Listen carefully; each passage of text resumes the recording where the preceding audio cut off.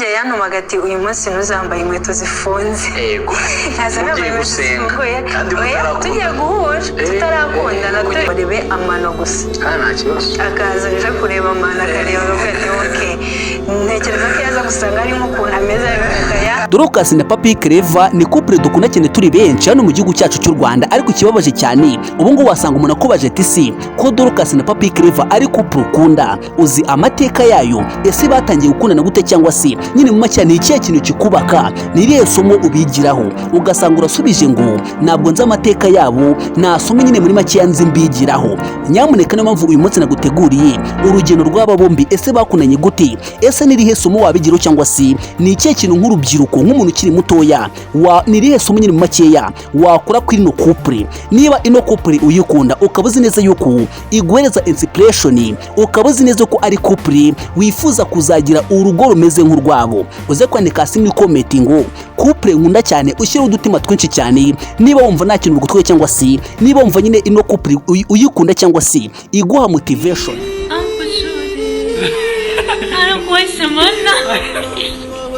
Nkuko maze kubikubwira rero tugiye kurebera hamwe amateka y'ino couple. Ese Papi Clever cyangwa se na Dorcas ninde wakunze undi imbere? Ese muri makeya ni ikihe kintu cyatumye urukundo rwabo rukomera cyangwa si niye mpamvu urukundo rwabo rwageze ku ntego nyayo? Uyu mugore wa Papi Clever amazina yasanzwe yitwa Ingabire Dorcas, avuka mu karere ka Musanze. Naho umugabo we Papi Clever amazina yiwe asanzwe yiswe n'ababyeyi yitwa Tuyizere Papi Clever, avuka mu karere ka Rusizi. Abantu mwese mutuye i Musanze n'abatuye Rusizi ndabasuhuje neza cyane. Niba utuye nyine muri kamwe mw'utwo turere uze kwandika hasi nyine akarere utuyemo, niba wumva uri proud nyine y'ahantu utuye cyangwa si niba wumva nyine uri proud y'akarere kawe. Rero nkuganire inkuru cyangwa se nkubwire amateka y'ukuntu Ingabire Dorcas yakunze cyane uwitwa Tuyizere Papi Clever. Ingabire Dorcas yaragize ati mu kiganiro yagiranye n'abanyamakuru kuri Kiss FM, yaragize ati byose bijya gutangira uyu musore witwa Tuyizere Papi Clever yaje kuririmba iwacu Musanze kubera yuko yari umuhanzi wo kuramya ndetse no guhimbaza Imana.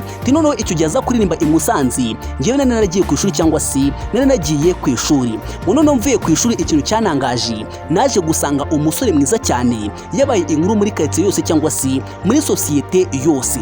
Abavandimwe banjye, ababyeyi banjye bakomeje kugenda banyibutsa cyangwa si bambwira bati uyu munsi haje umusore ufite uburanga, uzi kuririmba neza ndetse kandi ukunda Imana, ukunda gusinga. Ngo uwo musore ni mwiza, aratangaje, icyamukwereka sha ngo nuko Ingabire Papi Clever yaragize ati nanjye ngize amatsiko yo kumenya cyangwa si yo kuzahura n'uwo musore ufite ubwiza cyangwa se uburanga budatangaje. Sibyo gusa kandi Ingabire Dorcas yakomeje kugira ati uwo musore nyine nyimara kumubona nyine numvaga nashobora kugira amahirwe cyangwa si atamereza amahirwe yo kuba navugana nawe cyangwa se byibaro yo kumenyana nawe. Yakomeje nkuragira ati tari ko buriya mu buzima tubamo icyawe nawe kindi cya kabiri tuburyo twahuyemo wagira ngo Imana rero bipanze cyangwa si yari yarabiteguye. Yarakomeje ati nyuma yuko nyine maje kumva iyo nkuru nagize amatsiko cyane yo guhura n'uwo musore cyangwa si byibura yo kuzamubonaho rimwe. Tari ko Imana yaje kwikora ibintu byayo kubera yuko murumuna wiwe twaje kugira gutya turamenyana. None nyine murumuna we yaje kunyandikira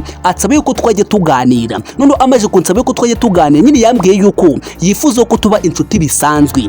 Nanjye nyine numva yuko nyine wenda kubera yuko ari umusore nangira gutekereza ko ashaka kunirita cyangwa si nyine yankunze. Ariko umusore yaje kunungura cyane, nyuma yaje kunyohereza ifoto y'umukobwa bakundanaga ambwira yuko adashaka kunirita cyangwa si atigeze nkora nyine mu makeya yifuza ko twibara inshuti bisanzwe. Ariko nyuma yaho gatoya murumuna wanjye nawe yari yarandembeje cyane ambwira ati rwose Papi Clever ni umusore mwiza, Papi Clever akunda Imana, ariyubaha, nyine mba mbona muteretanye byagena cyangwa si byahura neza cyane. Yarakomeje rero nyuma y'ibi byose murumuna we twakomeje kuganira ndetse kandi rwose gukomeza kungona ibitekerezo cyangwa si akomeza kunyereka yuko anyishimiye. Ariko igitangaje cyane yakomeje kugenda ambwira imigambi ya mukuru cyangwa imigambi ya mukuru wiwi.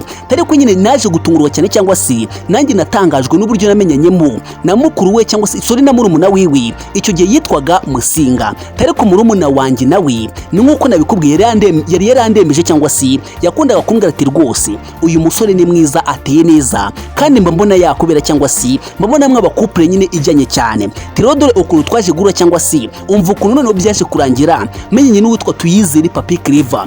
Murumuna we yaje kugira isabukuru y'amavuko, wa undi twita Musinga cyangwa se wa undi nyine wanyandikiye ansaba yuko twaba inshuti. Yagize isabukuru y'amavuko, tamaze kugira isabukuru y'amavuko naje kujya kuyitabira cyangwa se naje kuyijyamo. No maje kugera nibwo namenye cyangwa se nibwo nahuye bwa mbere n'uwitwa Tuyizere Papi Clever. Icyo gihe Papi Clever yansabye yuko namuha nimero zanjye tukajya tuganira cyangwa se nyine tukazajya tuganira nk'abantu bakunda Imana cyangwa se nk'abantu bakunda gusenga, nk'abantu bahuje umugambi, nk'abantu bafite intego imwe. Maze kumuhereza nimero twatangiye kujya tuganira cyangwa se twatangiye kuzajya twungurana ibitekerezo, nangira kugenda mwiyumvamo noneho bitewe n'ukuntu murumuna we yakundaga kumwira cyangwa se murumuna we niwe muntu wa mbere wari umereye nabi cyangwa se yakundaga kumubwira projet za mukuru wiwe, yagiye hano nyine akakunda kumubwira cyane, bituma nkomeza kugenda mukunda. Noneho byakubitanaho nyine n'ibya murumuna wanjye, noneho nkomeza kugenda mukunda cyangwa se bikomeza kugenda nyine bimereza motivation, bimereza imbaraga zo kumwiyumvamo ndetse no kumwizera cyane cyangwa se ko mwizera birakomeje. Ati twakomeza kugenda tugana, ariko noneho biza gufata indi ntera cyangwa se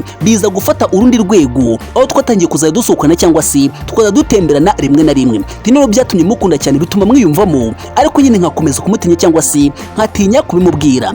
Nuko kera kabaye rimwe yaje kunyandikira ari nijoro rwose ndabyibuka, arambwira ati se wari ubizi neza burya ndagukunda ndetse kandi nkuyumvamo na wundi mukobwa nshaka mu buzima bwanjye.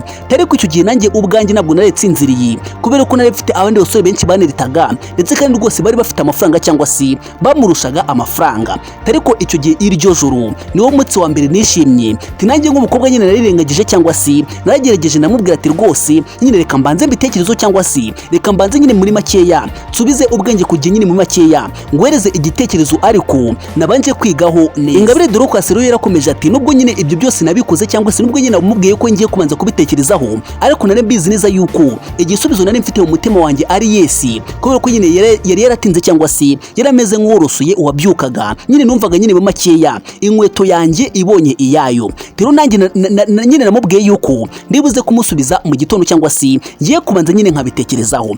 Mu gitondo saa 12 mu gitondo bugikenye naranakaraba mu maso, narabanje mfata agatelefone kanjye, ndangije namugatese burya wari ubizi neza, nanjye rwose numva nta kibazo, numva twakomeza ndetse kandi ndizera neza ufite gahunda nyine mu makeya mu byo nyine wagize ibiki mu byo watekereje. Tariko akantu kanangaje cyane nyine icyo gihe ambwira yuko ankunda, naramubwiye ngo uze gutuza cyangwa se nuhangaye ku mutima cyangwa se mu makeya nuze kugira ikibazo, nuze kubitekerezaho cyane. Niba uri umusore hano uragirwa inama, igihe cyose umukobwa gukunda bya nyabyo ashobora kwijijisha, ariko nyine ugasanga nyine agushyizemo nk'akajambo k'ihumure. Icyo wamenye rero gikomeye cyane kuri ino couple nuko ino couple yakundanye ifite gahunda. Ikindi cya kabiri, iyi couple yakundanye bazi ibyo bagiye gukora, kubera ko uwitwa Tuyizere Papi Clever akimubwira ko amukunda, yamubwiye yuko amukunda mu mwaka wa 2018, bahita bapanga ubukwe muri 2019. Bivuze ngo bakundanye umwaka umwe gusa, batangiye gukundana mu kwezi kwa 12 ahagana nyine mu kwezi kwa 12 urabyumva 2018, noneho baza kubana mu kwezi kwa 12 muri 2019. Ubwo bivuze ngo bakundanye cyangwa se bateretanye umwaka umwe gusa. Ni rwo rukundo rwa nyarwo. Njya nkunda kubabwira ngo urukundo rutsinda byose, urukundo nyine mu makeya rutsinda amagambo, rutsinda ikindi kintu gikomeye cyane wamenya ko ino couple cyangwa se wakigira ko ino couple nuko nyine Ingabire Dorcas ngo akundana n'utwa Tuyizere Papi Clever ngo baramwanze nyine mu makeya, bamufataga nk'umusore w'umukene, baravugaga bati se uriya musore ukunda nawe, uriya musore ugiye kubana nawe azakumara iki, azakugeza kuki? Ngo kubera ko nyine babonaga yuko uwitwa Ingabire Dorcas nyine mu makeya ubwiza yari afite, uburanga yari afite, nyamuneka ngo ntabwo bwari bukwiye uwitwa Tuyizere Papi Clever. Ariko njya nkunda kubabwira ngo iyo wakoreye Imana ukayubahisha ntabwo ishobora kugutenguha mu bihe by'amakuba cyangwa se mu bihe nyine abantu bari kuvuga nabi, mu bihe nyine abantu bari kubona yuko hari icyo udakwiye, kandi Imana yo nyine ibona yuko kubera yuko wayikoreye, kubera ko nyine wayubahishije, nyine nayo ikwiye kukubahisha cyangwa se nayo ikwiye kwigaragaza icyo gihe nk'Imana. Isomo rikomeye cyane iwitwa Ingabire Dorcas ndetse na Papi Clever bagaragaje yuko byabafashe kugira ngo nyine urukundo rwabo rutsinde byose cyangwa se urukundo rwabo rugere kure. Icyambere bakundanye cyangwa se bagiye kujya mu rukundo bose bashakana, nyine umwe yashakaga mugenzi wiwe. Rero bivuze ngo kirazira kikazirirwa gutereta umukobwa utagushaka cyangwa se gukunda guhata umukobwa utakwiyumvamo nyine mu makeya, udafite gahunda kugira ngo urugo rwanyu ruzarambe cyangwa se kugira ngo urukundo rwanyu ruzakomere. Ntabwo byakunda cyangwa se nyine byaba bigoranye cyane. Ngo iyindi tekinike ya kabiri bakoresheje ngo ngo birinze kugira ikintu cyose cyatuma izina ryabo ryangirika, harimo kwenda kujya kumusura muri ghetto, ngo dore ko rwose Ingabire Dorcas niyo yagiraga gutya nyine ngo wenda ararwaye ashatse kumwohereza nyine wenda imbuto yaziherezaga umumotari cyangwa se umusore w'inshuti ziwe akazimushyira, ariko ntabwo yigeze akora ikosa mistake nyine ngo agire ibiki ajye muri ghetto yabaga. Irindi banga rikomeye cyane bavuga yuko bakoresheje kugira ngo nyine urukundo rwabo rutsinde cyangwa se ruzagere kuri nyine mu make rutsinde amagambo, rutsinde ibintu byose cyangwa se rutsinde ikintu cyose kibi cyabavugwagaho. Aka kantu kumviriza cyane ngo Ingabire Dorcas yirinze cyane kumukorera ibikorwa yakagombye kumukorera barashakanye cyangwa se yaramubereye umugore, harimo kumutekera, kumukuburira ndetse n'ibindi bintu byose nyine byinshi bigiye bitandukanye abakobwa bino minsi bakorera abakunzi babo.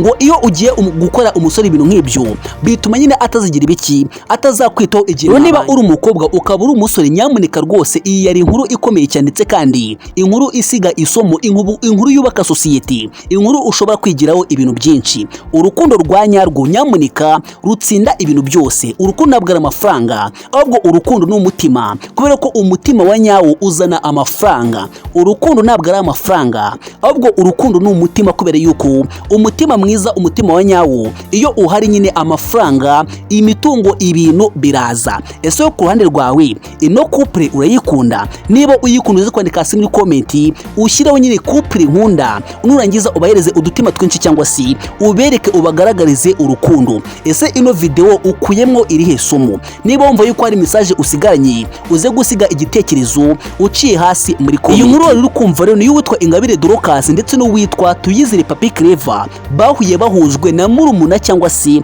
n'umuvandimwe witwa Papi Clever ndetse na murumuna witwa Dorcas. Nyine mu makeya ngo bano babiri bagize uruhare rukomeye cyane kugira ngo bagirane communication cyangwa se kugira ngo nyine buri makeya buri umwe atangire kwiyumvamo mugenzi we. Nyine igaragaza yuko cyangwa se yerekana yuko urukundo ntabwo ari amafaranga, kandi abantu nibakuvuga nabi Imana nibwo izakublessinga. Ngo bahuye nyine ari umukene, ari umutindi nyakujya, abantu batamwishimiye cyangwa se batamukunzi, ariko today uyu munsi aramwuriza indege buri munsi, aramujyana imahanga, aramujyana kumuranguza mu Bushinwa. Nyine mu makeya bafitanye proje nyinshi zigaragaza yuko nyine Imana uyubashye ndetse kandi ukayubahisha. Nyine mu makeya nayo irakubahisha ikazi kigaragaza nk'Imana, ikakwereka yuko ibyo abantu byose bavuga, niyo abantu bakwanga, niyo abantu babigenza gute, yo iraza igakomeza nyine ikakwereka yuko ari Imana kandi ari Imana nyamana.